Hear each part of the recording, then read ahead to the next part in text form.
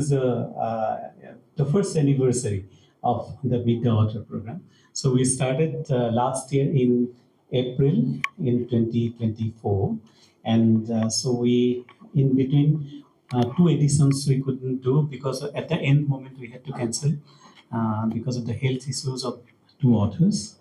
But in last 1 year we introduced 10 authors with 10 books, and those who are also somehow related to both the countries, India and Sri Lanka.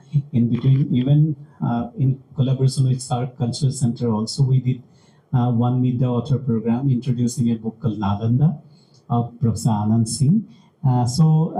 Yeah, we did 10 editions of Meet the Author in last 1 year. So I'm so happy to introduce you today, Dr. Kaushalya Kumarasinghe. So he's a very renowned contemporary Sinhala novelist, translator, and a social scientist. Currently, he is a director of the SARC Cultural Center, and he studied law at the University of Colombo. And after that, he did his master's in social anthropology from UK, and his MPhil and PhD from Southeastern University in New Delhi. And that is his academic career. And after that, he has been continuously engaged in different universities in Sri Lanka, with the Open University of Sri Lanka and also University of Colombo in different assignments. He is a visiting professor in a couple of universities here in Sri Lanka. And his first novel it was published a decade back in 2014, and it was a very interesting novel and written in Sinhala. And his second novel, it was, as he mentioned, that it was written, 80% was written in India. So the first novel, I can't pronounce the Sinhala name, it is a little bit difficult for me, but I have read a few pages of his Hindi translation. Is छुपी हुई खिड़की से देखो, झांको, like it is a beautiful actually novel that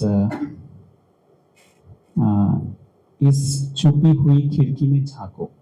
Okay, so just peeping from this hidden window, and it is I have gone through the initial a few pages. I couldn't complete that book. I have just got the book very recently, but it is so beautifully explained the human relationship and how the people basically look into the things. It's a very modern, very contemporary style of writing, and I would like to only after reading a few pages. So I found a few characteristics of his writing: interpersonal relationships and inner psychological struggles, often reflecting Sri Lankan social realities. That I found one important point. Secondly, cultural and historical sensitivity. So his storytelling is very contemporary, often incorporates Sri Lankan culture. In a few places I have seen also the Buddhist philosophies, historical consciousness, leftist ideologies. So all these are combined in his expressions. And the most interesting another point is the poetic and reflective narrative style of his writing. So I am so happy that to introduce Dr. Kaushalya Kumarasinghe, and at the beginning, this is his Tamil translation of the first book, that novel. This is the final edition of the first novel. This is the second novel. It is a huge 680 pages novel. It is. I'm so happy that it is 80% of this novel was written in India during his PhD and MPhil, his research time. And this is Routledge's companion to the Sinhala fiction from post-war Sri Lanka. In this Routledge collection, it was edited by Madhubhasini Disanayaka Ratnayaka. So here also there are couple of chapters from the middle of both the novels were incorporated in this in this collection. So now we would like to discuss with him about his first novel. He has translated already one very valuable book of a French philosopher, and at the same time that he has so many other works. We will discuss a little bit, but before that, I would like to request for your introductory comment on your writing career.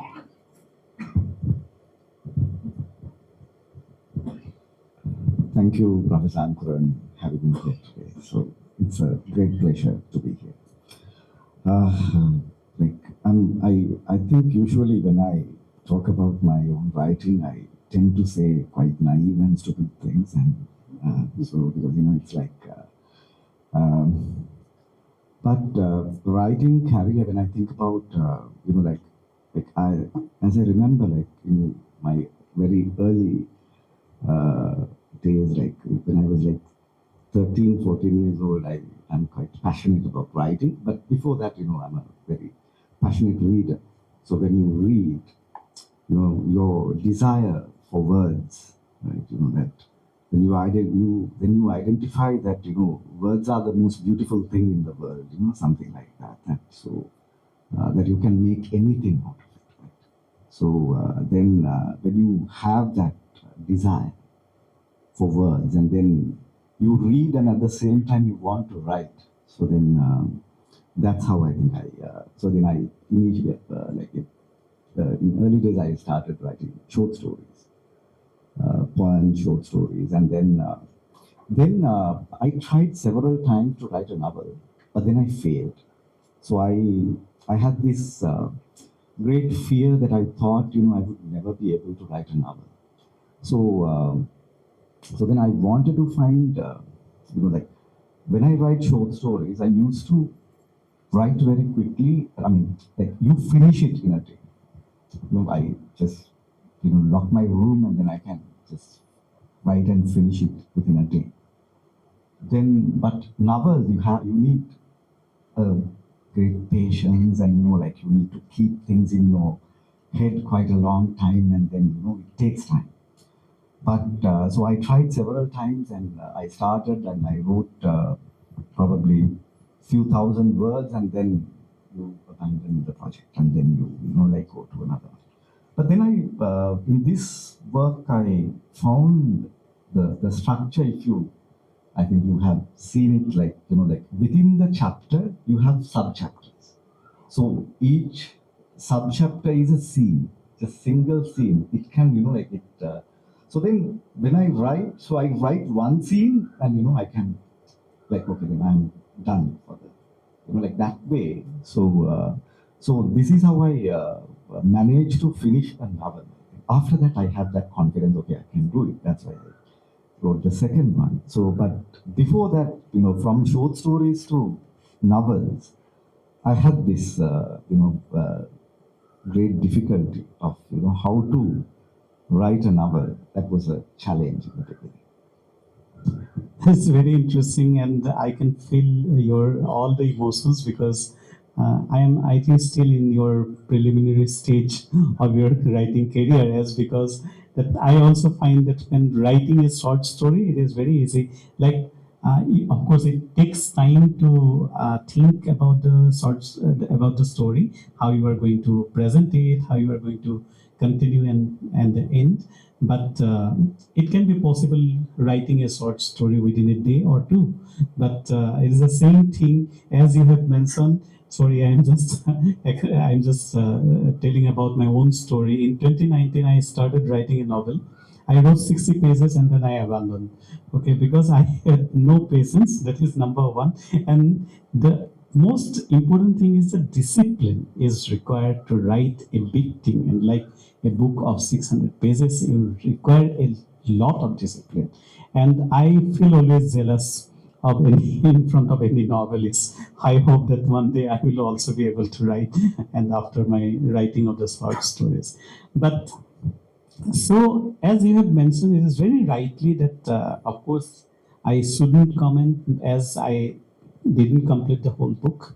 But for from the initial introduction only, I have seen that, as you have rightly mentioned, that you always try to write a scene. When I was reading that, I was feeling that whether it is a script of a film or it is a writing of a novel, means I'm reading a novel or a script of a film, because it is such a beautifully describing the parliament, the old parliament, and while coming to the Gaul Road with a Ceylon cup of Ceylon tea, and then finally the car goes directly to the end of the Mount Lavinia. The whole way I could visualize, because writing is so beautifully, it is narrated, that I could visualize in front of my eyes. Nothing required, that it is like it is visible, like I can visualize the whole story.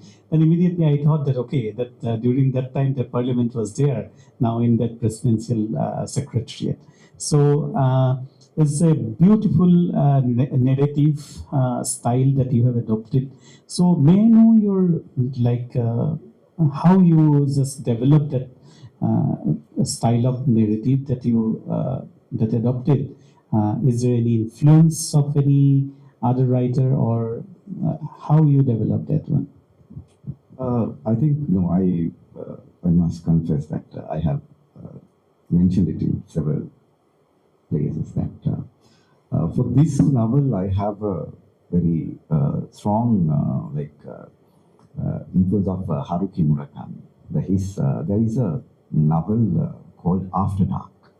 So he followed, it's a different story, and not exactly the same narrative style. This that I hear people say it's like bird's eye kind of. The narrator is we, it's not I. Or so it's not that. So we see things. So we can't see what other people think, but we can see what they do, and we can guess what they think, but we can't go to their thoughts. So then the whole book is narrated in that way. We follow characters. When we follow a character, and then when that character meets someone else, so then we can follow that one. That is the logic. So then, as you rightly said in the beginning, we follow this car. So then we follow that. That is the protagonist of the story. So then, that I think, when I think about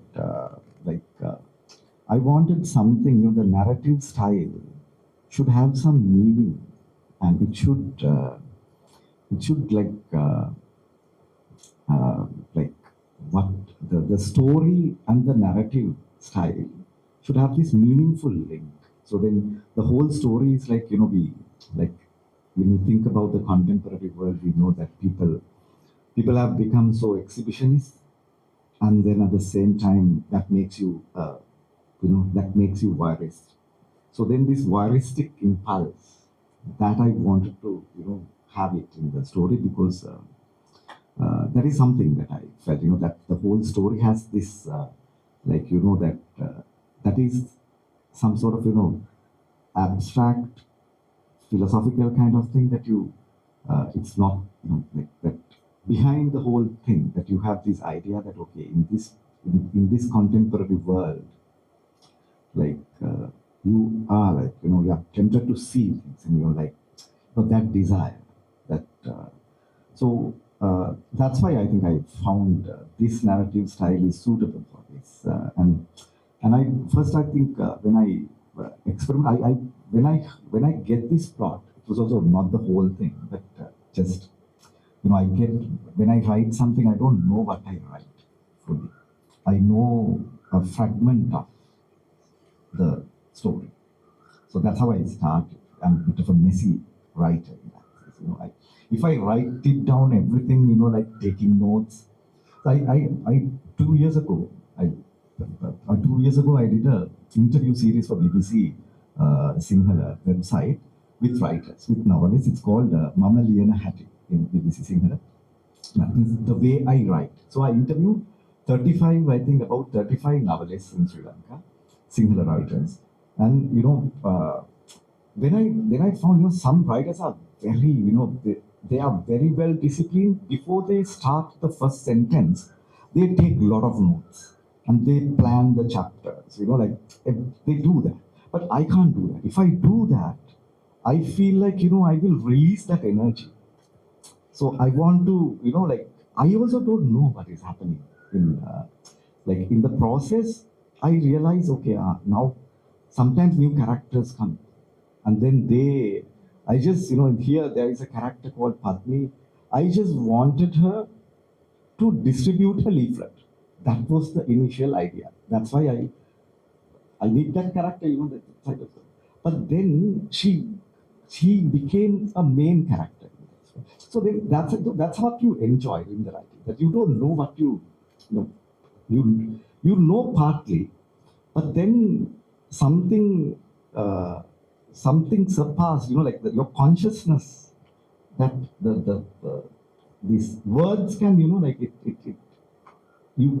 you get surprised by your own words because you didn't know that. In conscious, you did not think about it. It's in the paper after a while, when you read it. So that way, so that's what I want to say. Then I don't know what I write fully. So it's like I discover what is the story in the process of writing. So the narrative style also, because I didn't know the whole story, but I had some sense of the story. Okay? Especially the I had the last scene. It was there in my mind. So for that, I wanted something like, that. So that's how I think I come up with this particular style. And then the Murakami's influence of this, I really like that After Dark. His very short novel. So that is one. That's why, when I talk about my own writing, I say this messy and stupid thing. Sorry. No, it's absolutely very nice. And it's very interesting actually that how an author writes and in the entire process of writing. So I have also noticed while reading in these pages that you have a very minute observation of different people, like the corporate life. Also, you have suspension, and when you landed in the parking, so you have started with the Maruti 800 to Mercedes, the most expensive series in the parking lot. So how you observe the things, because it is one of the things, like when I was reading that, I was thinking, yes, I also see the same thing in the road, but I never thought that, okay, I could write about that. And like the corporate life, the Friday is very different for the corporate life people, because weekend is very nicely celebrated by them, but Friday evening also it is very differently they utilize. So how you observe this minute observation, it requires a lot of qualities also, like so how you observe the things. It's a very difficult question because it's like, I enjoy, especially I enjoy people. So, like that, people, and, that's what you do, right? Sometimes, certain, some, very small details that it stays in your mind. When you, if you enjoy a situation, so even here, like you, sometimes you notice something, maybe that is not a very, it's not the quite integral part of the situation, but something, some detail that maybe it can capture the being of the situation. That's something. That is what. Uh, uh, so, so then that kind of things it stays in you.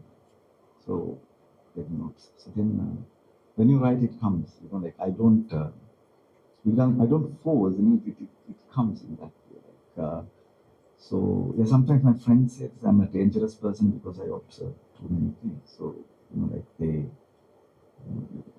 it's not like that. I don't do it purposely, and in the I go, okay, I will keep it in my mind. When I write, I will do it. I don't do that. But I enjoy situations when I'm there, so it stays in my mind. Like so then when you write, it comes out.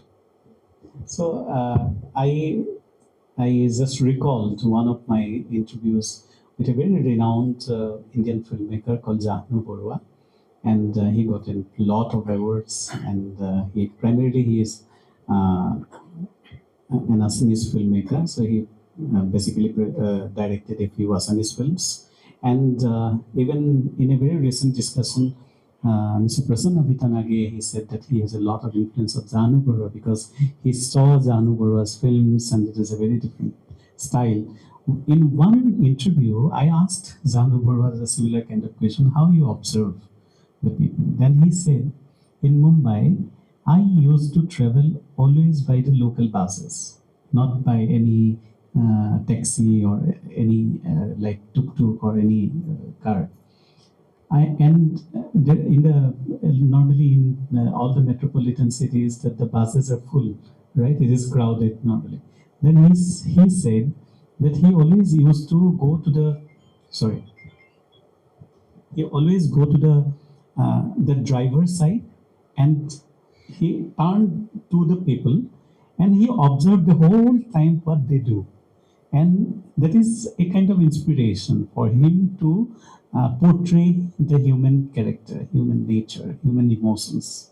So I found it very interesting, and so as you have mentioned also that sometimes it may not be very purposeful, but also like whenever you saw someone, and again looking at someone is different, or looking at something, a particular scenario is different, but memorizing that one and later on again expressing that particular feelings is a very different. So I found that when reading those pages, like you have taken some pictures and later on you explain like that, it is so beautifully because it is so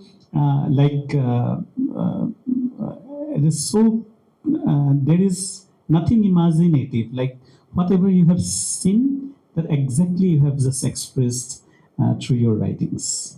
So it is really wonderful reading a few pages, and I'm looking forward to complete that novel very soon. I would like to request you before going to the next segment to read a few important, the most important, or your most favorite portion, maybe one paragraph from your novel in Sinhala.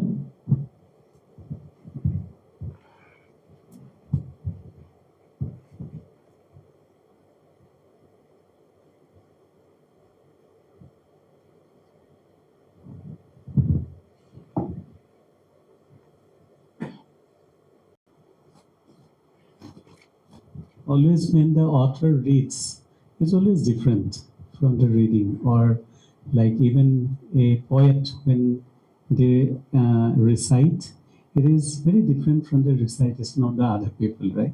So that's why I request you to read a small portion from your first novel.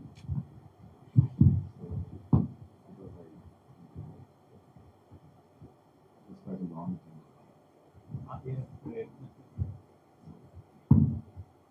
Do you often read your novel or your writing? No. Yeah. Many people, once it is written, they don't repeat again. They don't. I read few pages. I usually don't. Okay, please. ඔන්න එකමත් එක කාලෙක තිබුණා ලස්සන විලක්. විලක් නෑ. ලස්සන විලක්. ඉතින් මේ ලස්සන විලට හැමදාම හැන්දාවට එනවා කුරුළු රංචුවක්. ඉතින් එතන හිටියේ ඔක්කොම කිරිල්ලියෝ. එක කුරුල්ලෙක්වත් හිටියේ නැහැ. ඒයි. එහෙම තමයි. අනික මේ කිරිල්ලියෝ හරීම ලොකුයි. හරියට මිනිස්සු තරම්ම ලොකුයි. ඒගොල්ලන්ට තිබුණේ එක එක පාට පියාපත්. මේකේ හිටියා එක කිරිල්ලියක්. එයාට තිබුණේ රත්තරන් පාට පියාපත්. ඉතින් මේ කුරුළු රංචුව හැමදාම හවසට විල ළඟට ඇවිත් පියාපත් ගලවලා විලායිනේ හංගලා විලට පැනලා නානවා. පියාපත් ගලවපුවම ඒගොල්ලෝ මිනිස්සු වගේමයි. කිරිල්ලියෝ ඔක්කොම හින්දි නිලියෝ වගේ ලස්සනයි. මේ විල තිබුණේ ලොකු කැලයක් මැද්දේ. ඒ නිසා කාටවත් පේන්නේ නැහැ. ඇහෙන්නේ නැහැ. ඉතින් ඒගොල්ලෝ වතුර ගහ ගහ විලේ සෙල්ලම් කරනවා. Yeah, thank you so much. So of course, I didn't understand much, but with the flow that I could see that the rhythm of the writing. So can you also read a small portion from this book? Anything related to Indian reference, like any, because I don't think it has any Indian reference per se. It's like Okay. because it's totally based in like the Yes. story is located in Sri Lanka. Sri Lanka. And it's about the span of 100 years. I think it's like few generations are Okay. in the story. So I can't remember whether No problem. Just any one small portion, or maybe the beginning, the intro.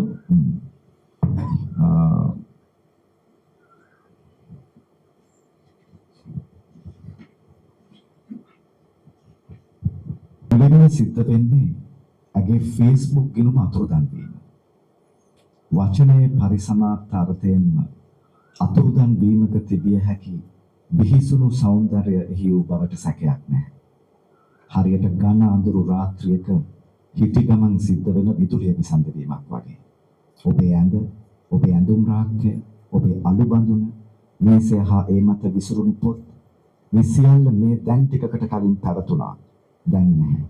අන්න ඒ වගේ මේ දැන් ටිකකට කලින් ඇගේ සුපුරුදු ගුප්ත අනුරාගී සිනහවෙන් තරුණ ඇස් ඈමත අලවාගෙන සිටි අතර සැනකී නැහැ. මේ ලෝකය තුල ඇගේ පැවැත්ම කිසි කලක සැබෑවක් නොවූ තරම් ගැඹුරකින් හා බරකින් මේ ලෝකය තුල නොපවතින්නට උනා. ගැඹුරු අහිමිවීමක අත්‍යන්ත නොපැවැත්මක වේදනාකාරී බවකින් සයිබ අවකාශයේම ඇලලී ගියාසේ දැනෙන්න පටන් ගත්තා. හරියට මොනාලිසා සිත්තම අතුරුදන් වූ ලුව කෞතුකාකාරය වගේ. Yeah, thank you so much. So now I have a question about the translation of the book's novel. So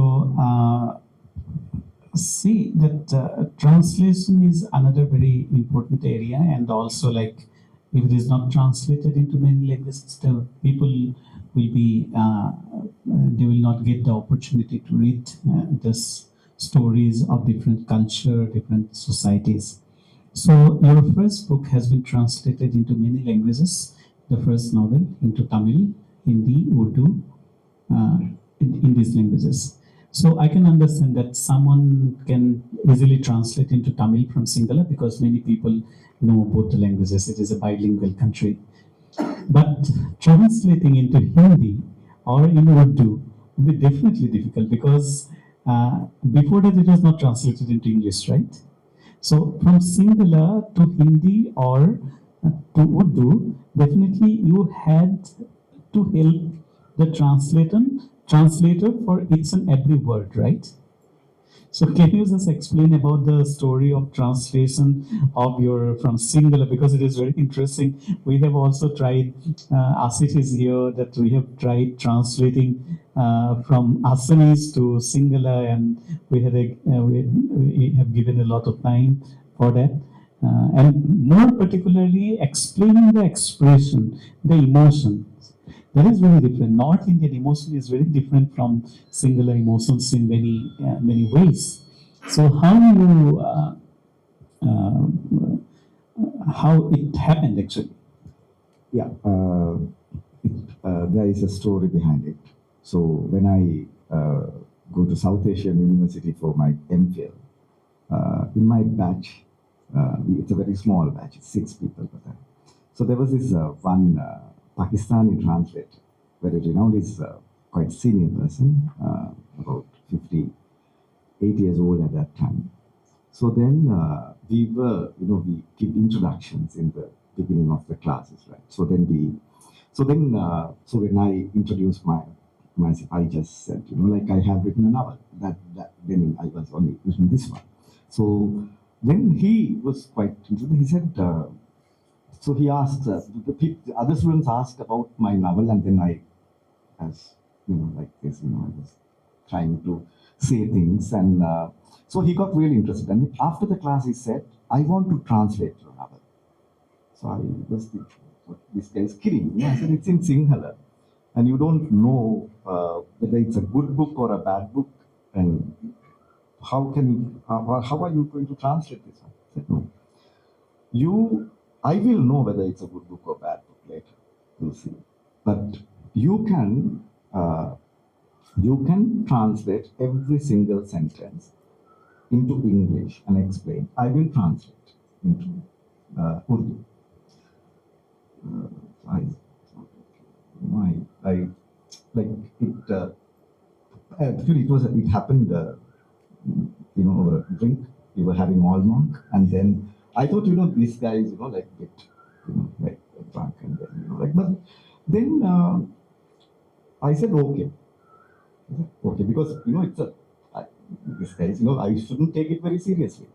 So he said, "Will every night after dinner, you come to my room, or I will come to yours, and then we'll do one page. That's it." That's what he said. So I didn't take it seriously. But the next day, I received a call after dinner. Said, "Are you coming?" I said, "For what?"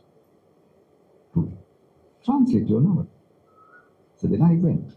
So then we did that. So only one page. Ajmal Kamal, I should say, he's a very renowned translator. So very disciplined guy. So every night after that, after dinner, that I received that call.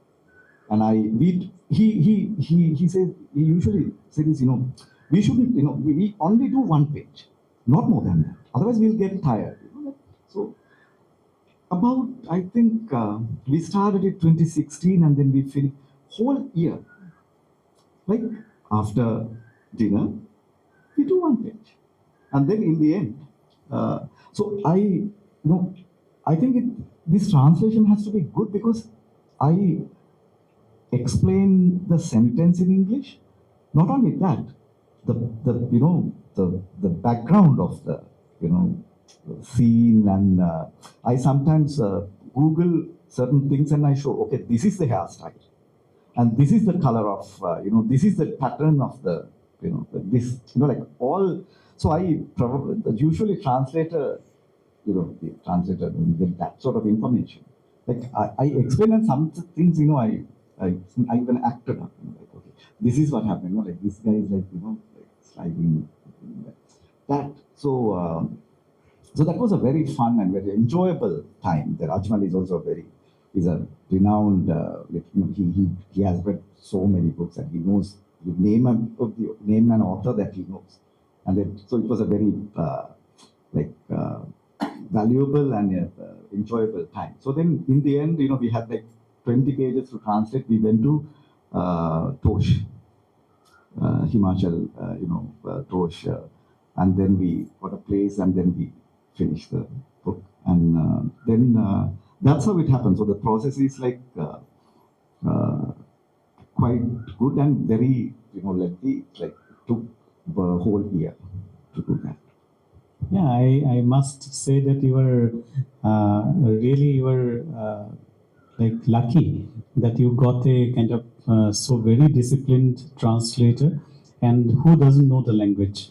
And so from translating from Sinhala directly to other language like Urdu first, and then also in Hindi, is a very nice thing. And yeah, so it's open for the audiences for their questions. I'll be very happy to receive at least 2-3 questions. We have another 10-15 minutes time. Before that, may I ask you one question? Many authors, they don't want to say, of course, that I know, that what is your next project as a novel, right? Are you planning? Are you writing? Are you at the beginning? Are you at the end or middle? Or are you whatever, like, so Yeah, it was published in 2014. The second book, novel was published in 2020. So it required around 6 years time. And this is the right time we are expecting in 2026 another novel, right? So, so can you just share anything that? And I can understand if you do not want to share also. I'm in the beginning. Yes. That also, and my life kind of changed last, like after this novel, the second one, I had to write my PhD. So then it took some time. And after that, the political situation and everything, the 2022 Aragalaya, and then after that, all these things, like that. So that kind of, I did not have that mindset to write. I tried several projects, but didn't.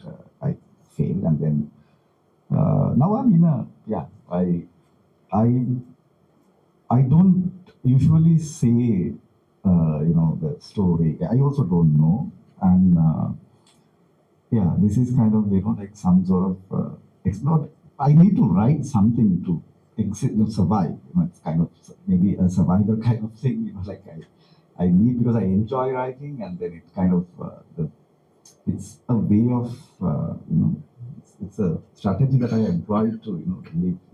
So that kind of thing. So then that I do. So I don't know how like whether I will finish it or not. That's that. Yeah, that's great. So not only the singular audience, but also Indian audience are also waiting for your next project in 2026, maybe. Okay, so it is now open for any questions, comments, any observations from the readers. Yeah.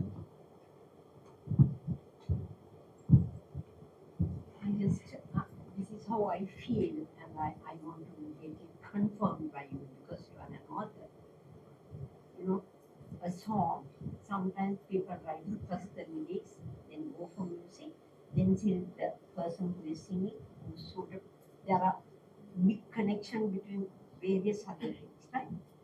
Now with the novel, some people, they gather various main story in their heart, in their feelings, and they collect various things from environment, people, feelings, religion, all that. Some, all of a sudden, do something with very specific thing, maybe a story, maybe a experience, and they, around that they collect all other things handsomely. Tell me how you did it. I think. Thank you for the question. It depends on the nature of the work. That for this one, I think the first one, I just wrote it. Like I didn't. There's nothing. Like it came very fast, and then like I think within 6 months or like I finished. But for the second one, I had to do like I had to do some research also. Like, but it's like again in the process of writing, I stopped for some time, and then I had to go to the museum library and read, and like because it's a kind of a historical novel, because I dealt with the modern times, the early 20th century or the late 19th century. So then I kind of some then do some research and gather things, and like do taking notes. That I usually do, taking notes, but it depends on the work I do right now. Again, I don't do any. So, but sometimes you want to do something, but it depends on the work. I think. Some work you definitely need research and other things will be organized. keeping note. That usually I do, keeping notebooks and phone notes and another book, and that something that you need. Yeah, so I don't know whether I answered. The reason is when I was very small, maybe in my early 6 years, teenage, I used to meet Martin Luther King, and I used to meet Isabeseka. He's my uncle. But I found they both are totally different. Their writings, their pattern, their subjects, but with all that, both did capture our hearts with their creations. When I asked Isama, my uncle, how do you write that book? Why do you want to know? I said, I write so much in my head, but nothing I put into books, nothing I put into paper. Why? I said, I thought it is not valuable.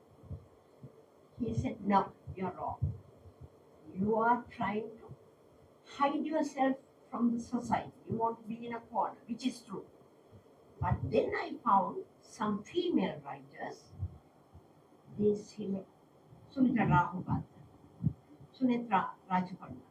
They select very unusual and worldly stories, not Sri Lankan ones, because most of them are like Trump is his because he loves his country more than Sri Lanka, and me too. And they wrote so much in details, the nature, the behavings, their feelings, their attitudes, everything perfectly handwritten. So I sometimes ask, when they insist me to write, even now, I say, have I ever asked you to write? No. Then why you are pushing me? You don't know the value of the things that you have in it, which is true because I remember Martin Luther King and Chandraratna Manavasinghe said, don't take your time, just go with the flow and do what you can. And I found, I think I read one of your books some years ago. It is not in my head because it didn't stuck in my head. I don't know why. Now I have to read, and I'm happy that many readers have. Yes, so you have to read both the novels, and then after that you have to give a very nice review on the novels. So any other question then or any observation? But before that, I would like to ask you one more question, because you are not only a novelist, but at the same time you are a researcher too. So the academic writing and creative writing, both are very two different style of writing. Academic writing is like for the academic, the researchers, for them it is very interesting, of course, for me too.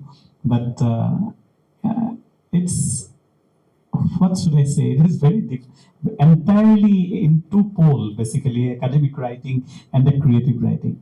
So, but I have seen that you have also wrote a few research papers, as I mentioned about, you wrote about human emotions and psychology, and basically you are a social anthropologist. So these are there at the same time that you write the creative. Of course, your main, I think, writing time is on the creative writing. How do you balance both?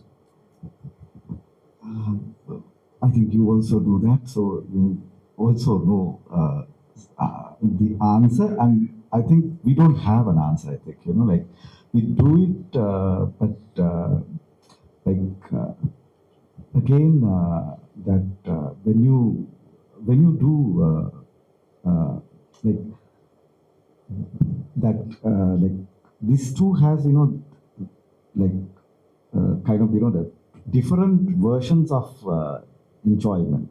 Like in academic writing, when you do that, when you synthesize things, that like it's conceptually when you build this, like this. It gives you a pleasure of this, the logic and the conceptualization when you theory and the cases, and that has a different different kind of pleasure that you get out of academic writing. Mainly because of like that mainly you need to you need to come up with this particular, you need to prove this particular idea. You need that you have this, that this logical and the conceptualizing, I'm playing with the concepts, and that's a different pleasure I get. And in the fiction, it's different. It's more messy, and you don't know what you do. That it's a true, and it's like order and disorder in a way. I'm a bit disorderly even in the academic writing too, but like it's two different poles, as you rightly said. It's like, but I think within you have a desire for like we like to be very messy sometimes, and at the same time we have this desire for order, right? We need order. Like so you have within you these two poles, right? It's like so I think that's why we do both, and both are pleasurable things. I mean, but mainly like, and the thing is like when you work with words, when you have this desire for love for words, so you can do a lot of things. It's almost like a documentary film and a feature film. Okay, and together you're watching. Yeah, thank you so much. Any other comments and observation from any other guests? Okay, so then we can conclude here. Yeah, thank you so much, Dr. Kaushalya Kumarasinghe, and for being with us today, and for very nice discussion about your creativity, your novels, and we are looking forward that of the translation of your second novel too, maybe in English or in an Indian language. And so thank you so much. And we would like to give you a small gift from Swami Vivekananda Cultural Center as a guest of this month's authors meet. And I would like to request Sankar. Can you ask Prasad to bring? And thank you so much for having me. It was a great pleasure to have this conversation. It's like there's always a very different kind of feelings. It is not watching only the cultural programs. So I always feel like it is a very different one. And yeah, thank you. Yeah.